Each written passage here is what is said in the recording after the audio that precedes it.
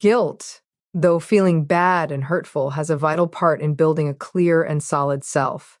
It is the mental way we figure out what is right and wrong.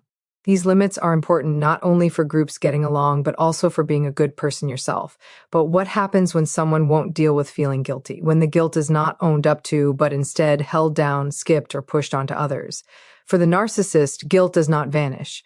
It hides in the secret parts of their mind, only to come out later in strange ways, because no one, not even the narcissist, can totally avoid the results of their bad actions. It is simple to think the narcissist feels nothing inside. They often behave with shocking lack of care. They lie, trick people, insult them, and confuse them, all while acting better than everyone and staying emotionally distant. But this cool outside look is not a sign of being strong. It is a shield. It is a mental wall made to hold back something they cannot stand to look at. The simple truth about what they have done. You see, when a person has created their whole self around being someone who never messes up, guilt becomes a danger not just to their right to feel good about themselves, but to their core being. This is why the narcissist will try incredibly hard to get away from guilt. They point fingers at others, they change the past, they keep people close who agree with their view of things, but none of this gets rid of the guilty feeling. It only slows down its effect because the human mind, when it sees its own bad actions again and again, starts to break. And inside that broken part, guilt starts to get worse, not as a straight way of saying they messed up, but as worry, anger, or even a strong hate for themselves. And here is where it gets interesting to think about. Carl Jung spoke a lot about the shadow, the piece of ourselves we choose to ignore.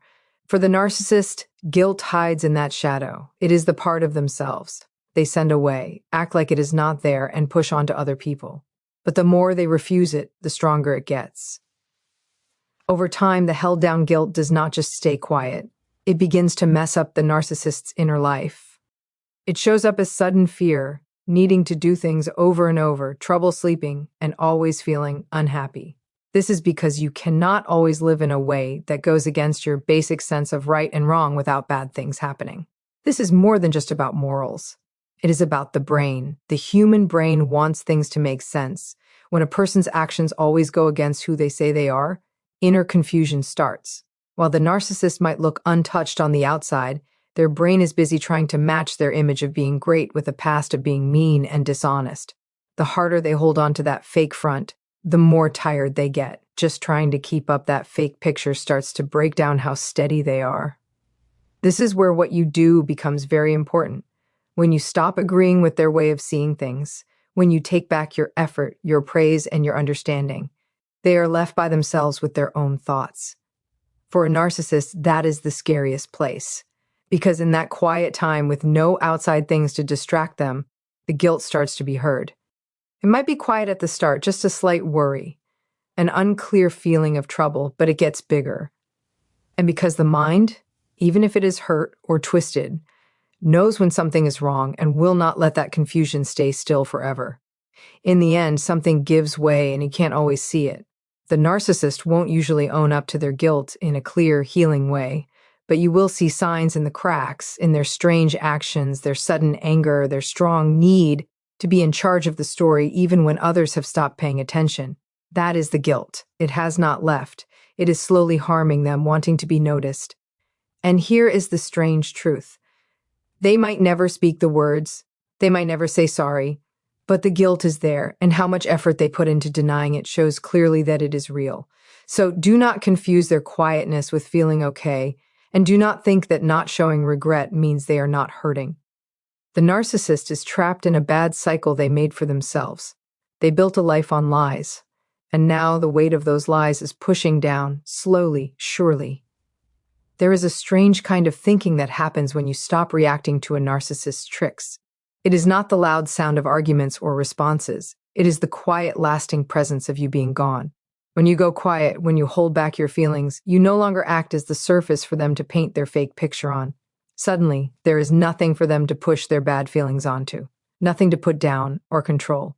And in that quiet, they are left only with themselves, a mirror they cannot get away from. Think of it this way.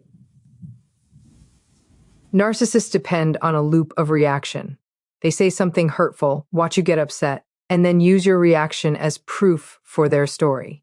They twist your anger into evidence that you are too sensitive or see your tears as proof that you overreact. But when you simply refuse to take the bait, when you do not answer their digs with emotion, you break the loop. Your silence stops the confusion and drama they need.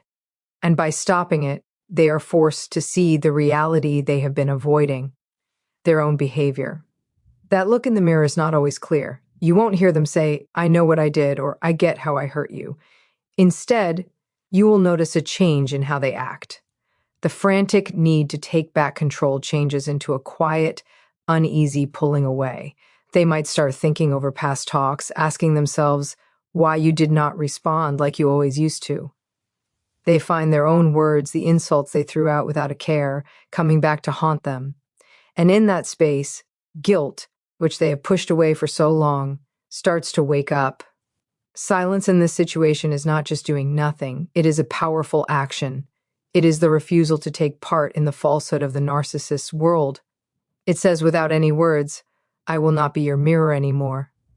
And that statement, shown through unbroken quietness, has a way of echoing inside the narcissist's mind.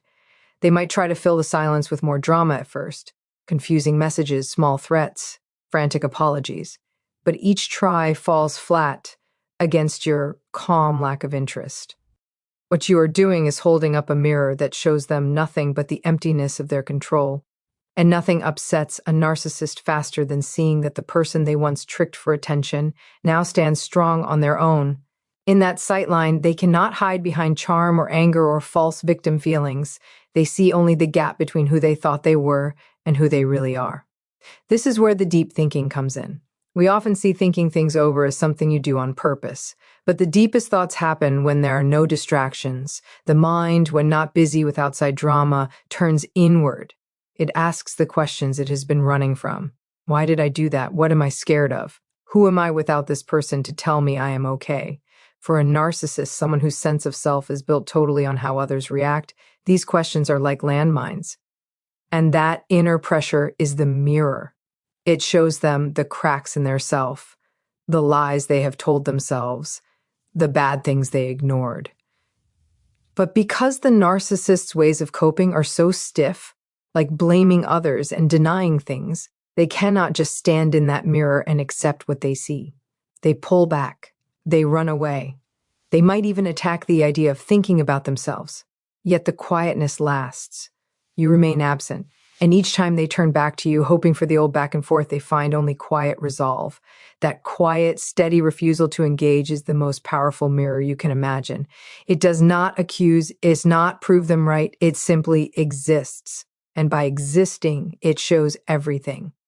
So if you have ever wondered what the narcissist feels when they can no longer take from you, when every challenge, every plea, every attempt to make you feel guilty goes unanswered, know this. They face themselves. They face the truth they have been avoiding. And that meeting, without you being part of it, is more upsetting than any argument you could win.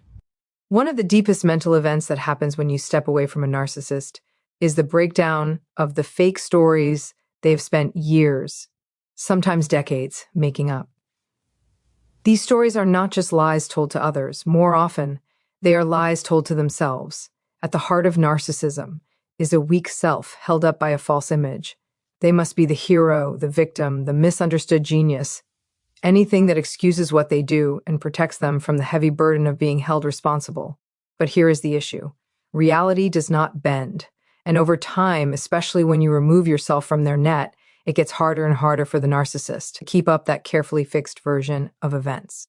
When you are no longer taking part in their story, when you are no longer feeding their image, backing their reasons, or acting as a player in their drama, the fake story starts to fall apart. The lack of your praise does not just hurt their pride. It breaks the mental structure they depend on. And this falling apart is more than just uncomfortable. It is confusing. Because narcissists often believe their own fake ideas. They have convinced themselves you are too unstable or too sensitive or the reason everything went wrong. They tell others and they say it enough that it becomes their truth. But the human mind, even if it is fractured, is still controlled by deeper forces. It is still connected to reality, however weak that link might be. And when that link pulls tight, when clear facts go against their inner story, something breaks. Your growth, your healing, your rising above the mess they created. These things act like proof that their story is wrong. They are not loud.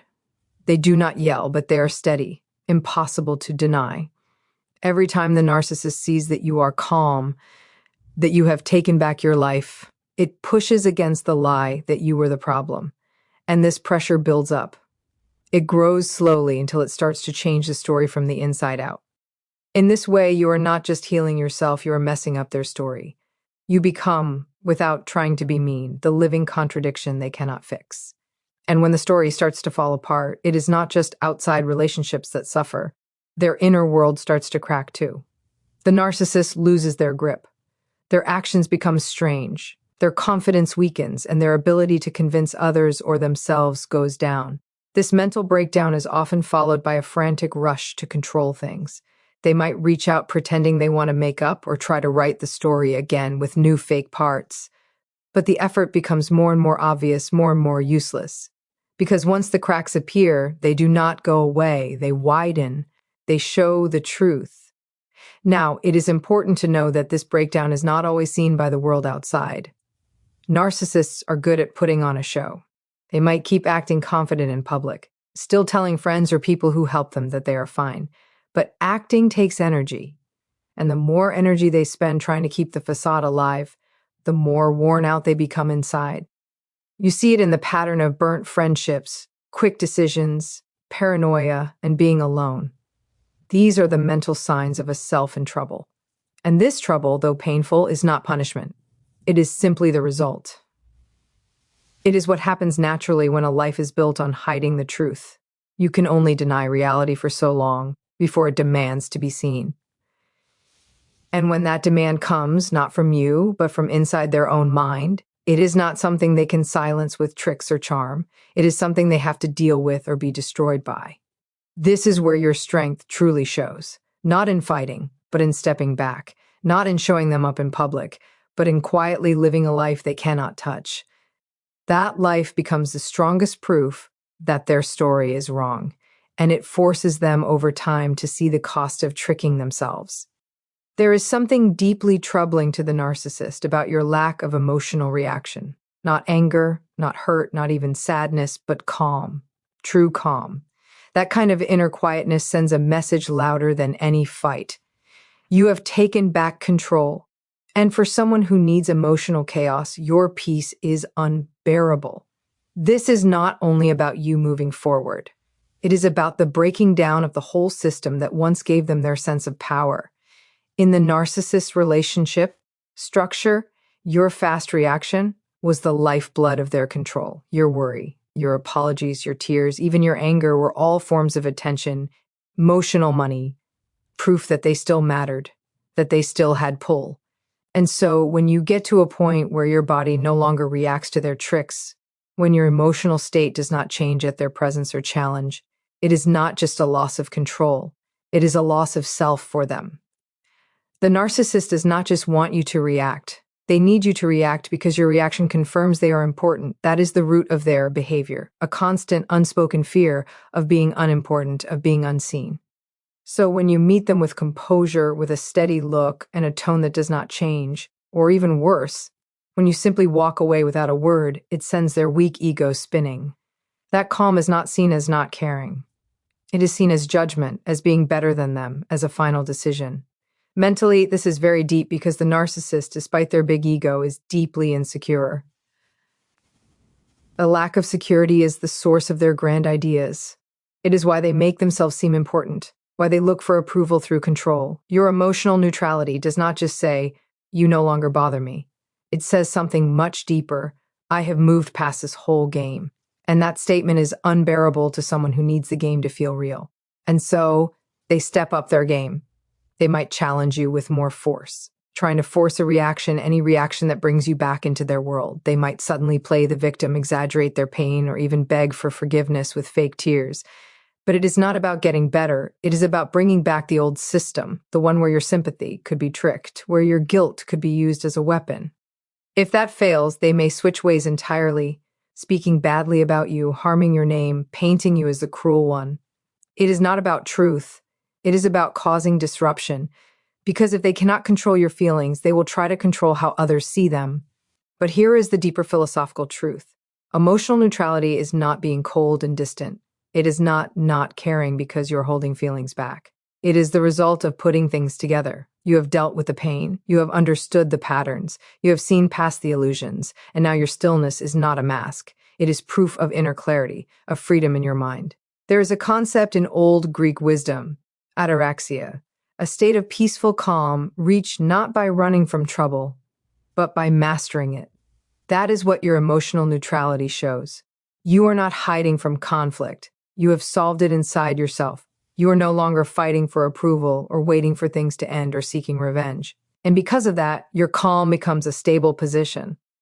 This is why the narcissist struggles most not when you fight them, but when you no longer need to, when you have stepped out of the drama and refuse to play the part they set for you. In their eyes, your calm is an accusation. It says without words that they are no longer important, that they have lost not just the argument but the attention. And maybe that is the deepest wound of all, because a narcissist can fight accusations, they can turn away anger, but they cannot survive being forgotten. They cannot survive being made mentally unimportant.